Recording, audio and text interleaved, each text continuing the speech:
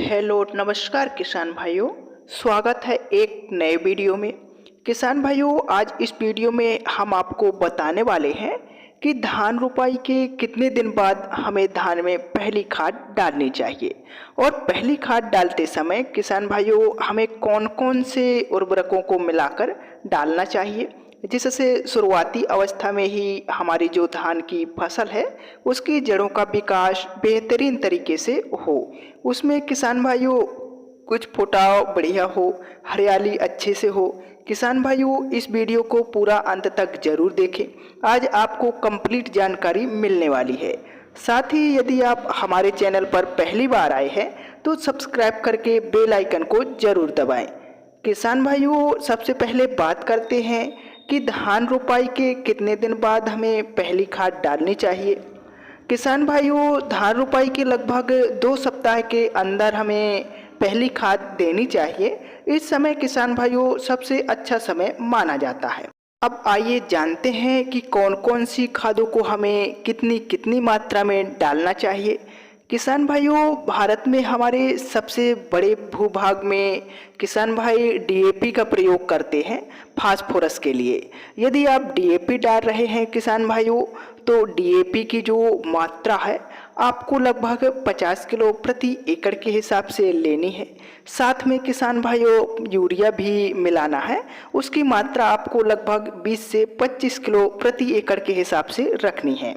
थोड़ी मात्रा में यूरिया डीएपी में भी पाया जाता है और अलग से यदि आप 20 से 25 किलो मिला देते हैं तो कंप्लीट न्यूट्रिएंट हो जाता है।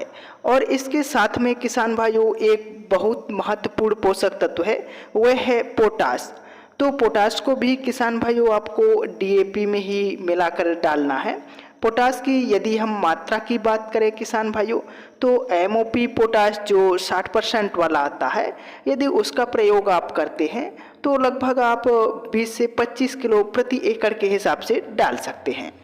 किसान भाइयों, बहुत सारे किसान ऐसे हैं जो पोटाश का प्रयोग शुरुआती अवस्था में नहीं करते। इसका अंजाम किसान भाइयों उन्हें बाद में भुगतना पड़ता है। तो आपको पोटाश जरूर डालना है। यदि आप पोटाश नहीं डालते हैं किसान भाइयों, तो आपकी जो बालियों में दाने हैं वह कम भरेंगे, बालियां आपकी खाली रह जाएंगी और आपके धान के जो दाने हैं वह भी पतले और कमज़ोर होंगे। तो आपको पोटाश भी किसान भाइयों ज़रूर डालना है। और यदि किसान भाइयों आप डीएपी नहीं डालना चाहते, आप पहली खाद के रूप में किसान भाइयों एनपीके 12-32-16 का प्रयोग कर सकते हैं। यह भी एक बेहतरीन विकल्प हो सकता है। इसमें किसान भाइयों 12% जो है वह नाइट्रोजन पाया जाता है, 32% किसान भाइयों फास्फोरस पाया जाता है और 16% किसान भाइयों इसमें पोटाश पाया जाता है। तो यह एक कंप्लीट खाद है किसान भाइयों। इसमें अलग से आपको सिर्फ 12 से लेकर 20 किलो प्रति एकड़ के हिसाब से यूरिया को मिलाना है। बाकी किसान भाइयों आप इसका भी प्रयोग कर सकते हैं, इसका भी रिजल्ट काफ़ी बेहतरीन मिलता है। अब कुछ किसान भाई हमारे ऐसे होते हैं जो सिंगल सुपर फास्फेट खाद का प्रयोग करते हैं। इसका भी प्रयोग किसान भाइयों आप कर सकते हैं डीएपी और एनपीके 12-32-16 की जगह पर। सबसे पहले जानते हैं इसमें पाया क्या जाता है। तो इसमें किसान भाइयों लगभग 11% सल्फर पाया जाता है, 19% तक किसान भाइयों इसमें कैल्शियम पाया जाता है और फास्फोरस इसमें 16% पाया जाता है। यदि इसका आप प्रयोग कर रहे हैं किसान भाइयों, तो इसकी जो मात्रा आपको लेनी है वह लगभग 2 बैग प्रति एकड़ के हिसाब से लेनी है।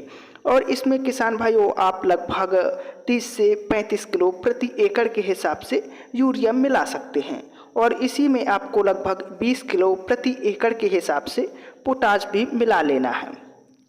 तीनों खादों का कॉम्बिनेशन काफ़ी बेहतरीन हो जाएगा किसान भाइयों, इसको भी आप डाल सकते हैं।